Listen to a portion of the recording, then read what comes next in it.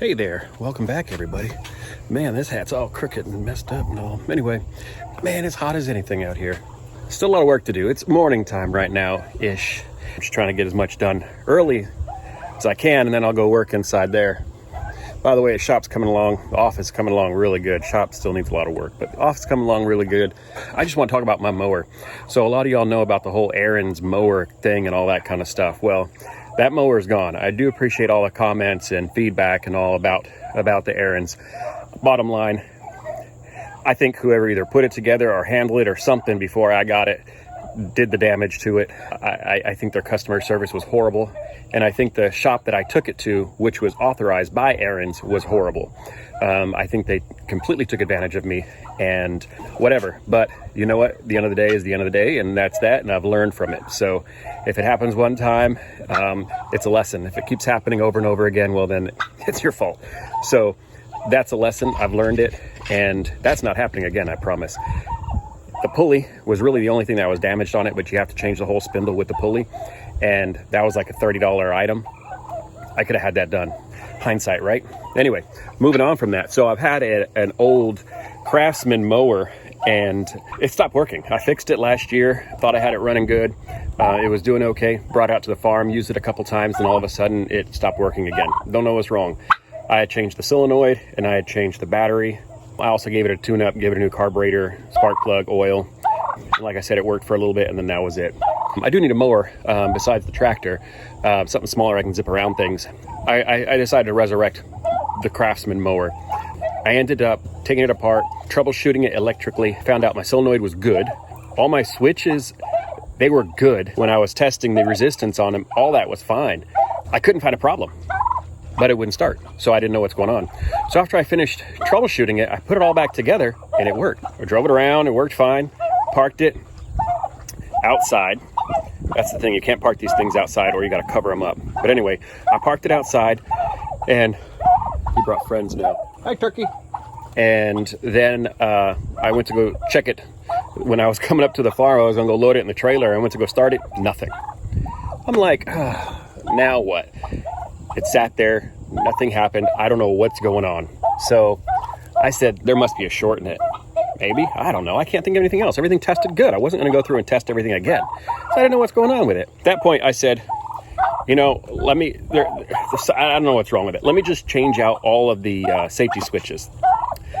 Change out the switches on it, and then it worked again perfectly. Parked it again, checked it, nothing. So I'm lost. So then at that point, I figured there's a short in it.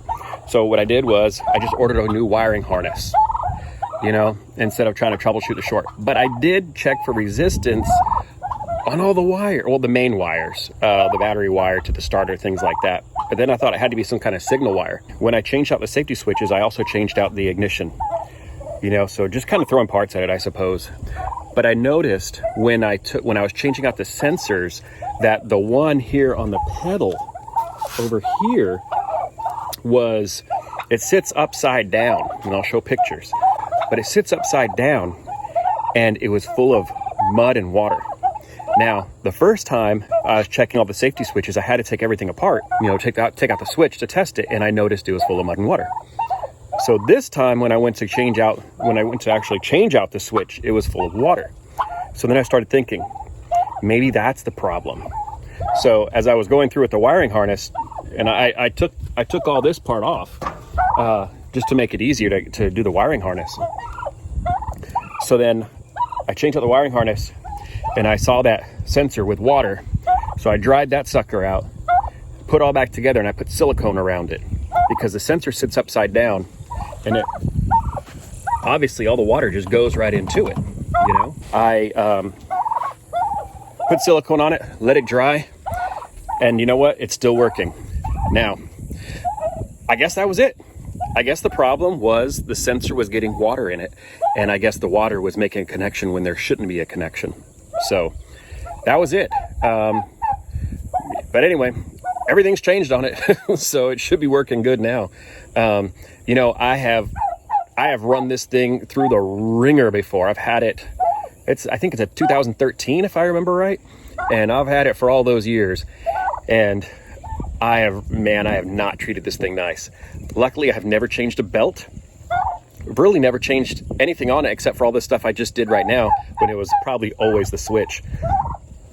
But I think I can get years and years and years off this thing, and I'm not trying to baby it. This does not have the stamped deck on it like the Ariens did.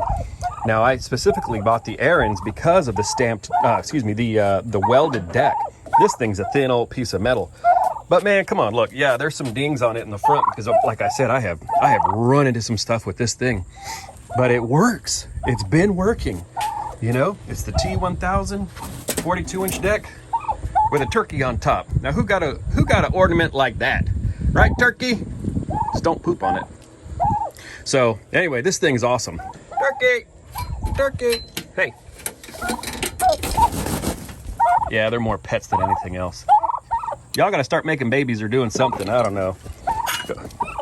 Guess what? Thanksgiving's coming. They're pretty cool. All right, so here we go. Look at that, man. That was a cold start. Like I say, this thing runs good. There they go. All right, so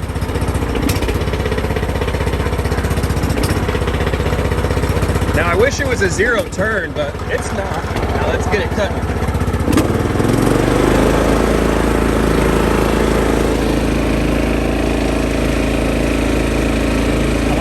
High.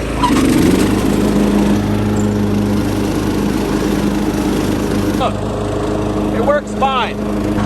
So there you go. Officially resurrected the Craftsman riding mower. Thank you, Ariens, for making me make this baby run again. Anyway, until next time, thanks a lot. Bye.